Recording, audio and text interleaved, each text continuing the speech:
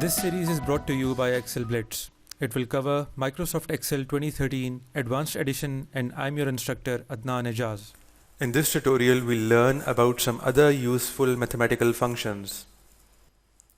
In Advanced Calculations workbook, you'll find a number of sheets containing details about a number of other useful mathematical functions. The SUMIF function, that is a sheet 1, contains a number of examples that will render better understanding of using this function in an advanced manner. The examples are self-explanatory and contain the description and live result for your convenience. Same is the case for COUNTIF function. You'll find a number of useful examples in this worksheet. However, I want to discuss one important point that has not been discussed this far, and that is the usage of wildcard characters for searching a particular value. We know we can search values or give a criteria in a SUMIF or COUNTIF statement by using the exact value. But what if we only know part of that value beforehand? For example, if you focus on this particular function statement, you'll find that COUNTIF G2 to G7 steric ES. Now the steric over here is basically a wildcard character. Wildcard characters allow us to search values in an approximate manner. This search criteria would search all values that end in ES. So steric basically is used to find a sequence of characters that we do not know beforehand. So this search criteria finds 4 as its result because all of these entries, that is apples, oranges, peaches and apples, end in ES. And any characters prior to it are going to match this steric criteria.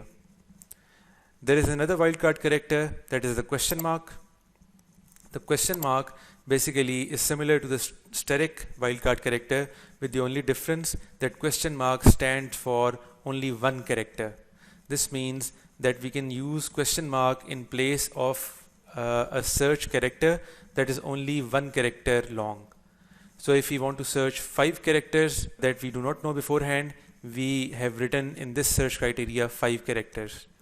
So what this is going to search is only oranges and peaches, because only oranges and peaches have 7 characters in total and in ES, and there are only 5 characters in both of them that will be matched by these 5 question mark wildcard characters.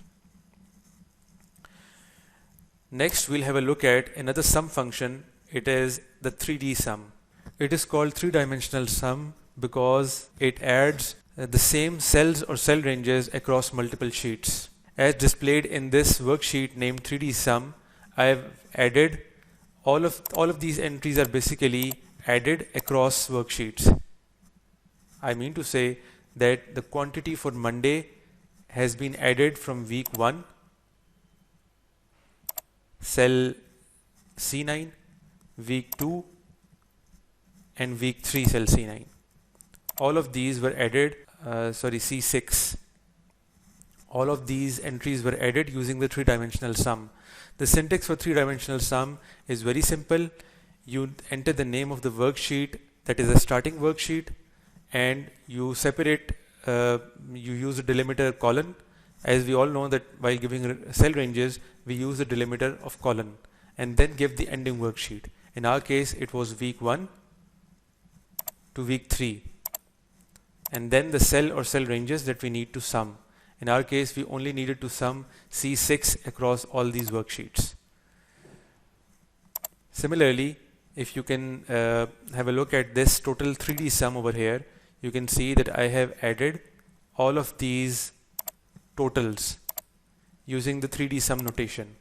You only give the sheets, starting and ending sheets, separate them by the delimiter colon, and give a sheet name symbol, that is the exclamation mark. And by using this notation, I am basically mentioning that this is going to be a 3D sum, that is, it is going to span multiple worksheets. Lastly, there are 2 more important functions that I need to discuss. These are the mod and the int functions. Now remember the simple or long division that we studied in school. You have a dividend and you divide it with a divisor, and there is a quotient, and there might or might not be a remainder. Now if we want to find out the total cumulative answer of a division, we know we can use the division symbol. That is, for example, let's say we want to find 16 divided by 3. This is the operator, the forward slash that is basically used as the division operator. You can enter it and you'll see you can find the value in decimal format. You can change the formatting from here. We can also get a fraction answer also, and any other formatting we wish to see.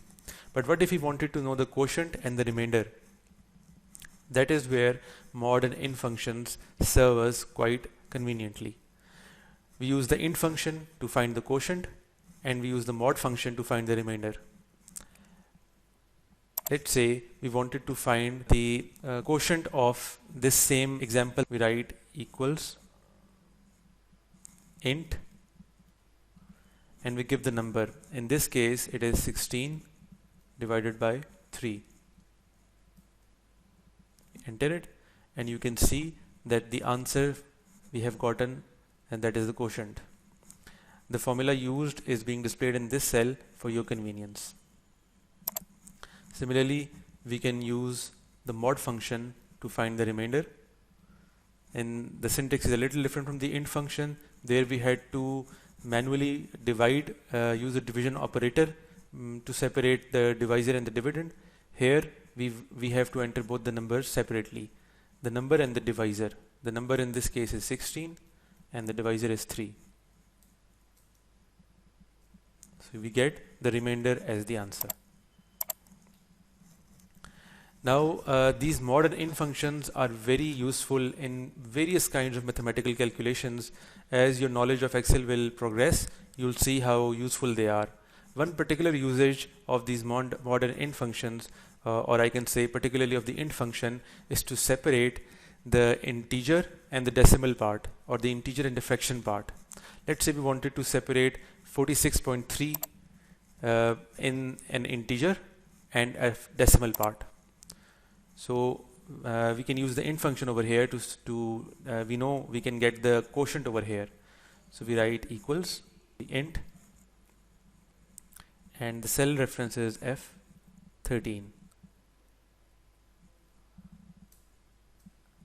and we have separated it into an integer part. Similarly, now we can use the same integer function to find the fraction in the decimal part. You ask how? Let's see. Equals F13 minus integer F13. You see what I did over here? I simply subtracted the integer part from this. So if 46.3 minus 46, I got 0.3. So this is the way we can separate the integer and the fraction or the decimal part using the integer function. Thanks for watching.